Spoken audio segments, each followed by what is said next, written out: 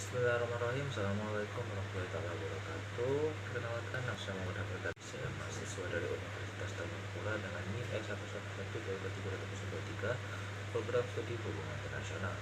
Nah, pada kesempatan kali ini saya ingin menjelaskan mengenai militer politik, yaitu sekarang saya akan menjelaskan mengenai identitas dan informasi dari negara Arab Saudi beserta dinamikanya yang terkait.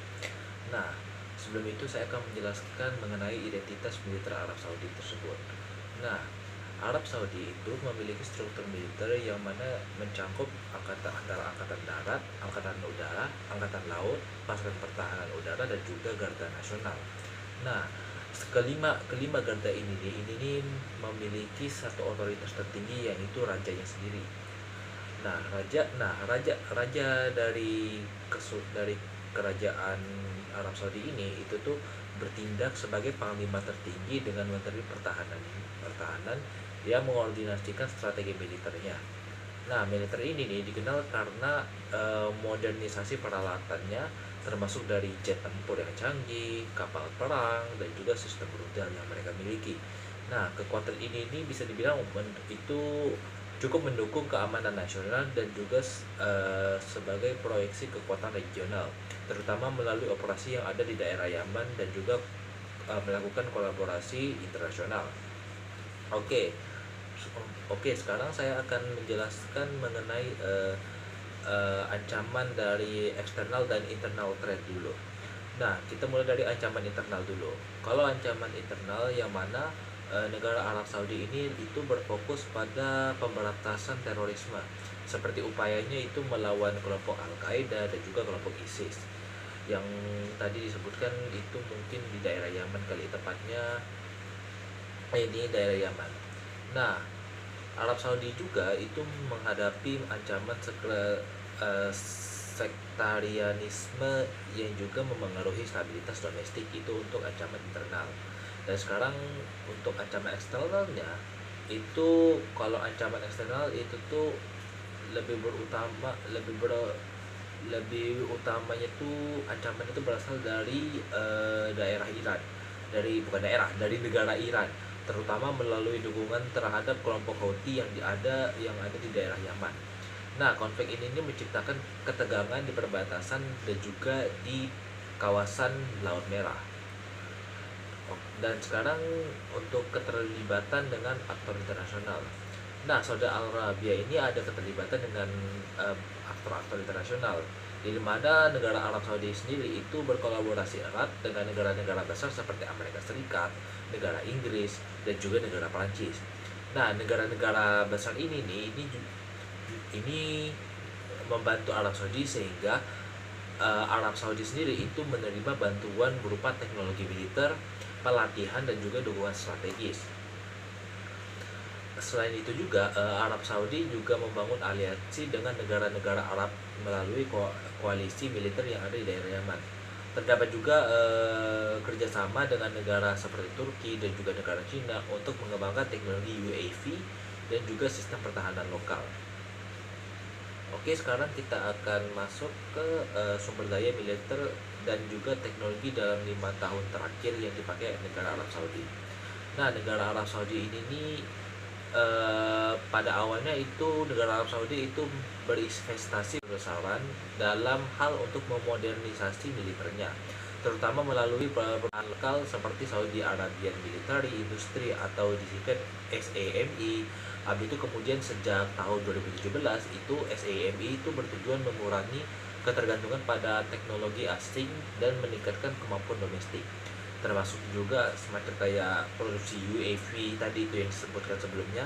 Kemudian dengan membuat kendaraan lapis baja juga, serta menciptakan teknologi sekarang. Nah, Saudi juga telah membangun fasilitas untuk perawatan dan juga untuk perakitan peralatan militer dengan metode transfer teknologi dari mitra seperti Lockheed Martin, Airbus, dan Baykar. Oke, statistik penting data Arab Saudi ini nih kita bisa lihat. Yang pertama adalah kalau dari segi anggaran militer itu konsisten, Arab Saudi itu bisa dibilang lumayan cukup konsisten menjadi salah satu yang negara tertinggi di dunia yang konsisten menjadi pengeluarannya itu cukup tinggi, yang mana pengeluaran terakhir itu pada tahun 2022 itu mencapai 46 miliar dolar. Yang kedua, dari segi statistik teknologi, Arab Saudi itu memiliki sistem pertahanan rudal atau THAAD UAV modern seperti Baykar, Akinci, dan juga jet tempur canggih seperti F-15 dan juga Typhoon. Kemudian dari segi statistik sumber teknologi, yang dimana utamanya itu berasal dari negara-negara kolaborasi ya, seperti bantuan dari Amerika Serikat, Eropa, dan juga kemitraan baru dengan negara Cina dan Turki. Oke, kesimpulannya bahwasanya militer Arab Saudi ini itu memainkan peran penting dalam stabilitas kawasan dengan fokus pada modernisasi melalui kerjasama internasional dan juga lewat pengembangan lokal sendiri. Ancaman domestik dan eksternal itu mendorong negara ini untuk terus meningkatkan kemampuan pertahanannya. Dan bila sebelum itu saya ralat, bukan saya ralat, sebelum itu saya jelaskan kembali mengapa bisa Arab Saudi itu di statistik penting itu menjadi anggaran militernya lumayan tinggi. Karena Arab Saudi ini bisa dibilang negara yang cukup kaya, yang dimana profit yang dihasilkan itu lewat minyak dan garam yang saya bahas di video sebelumnya, yang dimana dengan adanya sumber daya alam tersebut tuh membuat Arab Saudi itu bisa dibilang negara yang cukup berpenghasilan lumayan besar gitu, sehingga mereka mampu untuk melakukan kolaborasi dengan negara-negara Eropa seperti Amerika, Inggris, dan Prancis, dan juga mereka bisa juga sampai untuk membeli atau mengimpor alat-alat teknologi yang dimiliki oleh negara Eropa tersebut, itu disebabkan oleh penghasilan yang mereka punya itu sendiri melalui minyak bumi dan juga gas alam. Oke, mungkin sekian dari video presentasi kali ini mengenai negara Arab Saudi. Kurang lebihnya mohon maaf jika ada kesalahan atau kekurangan atau terbata-bata dari segi penyampaian. Itu datangnya dari saya sendiri. Mohon dibukakan pintu maaf sebesar-besarnya. Mungkin saya akhiri mungkin saya akhiri video kali ini. Saya tutup. Wassalamualaikum warahmatullahi wabarakatuh. Salam sejahtera untuk kita semua.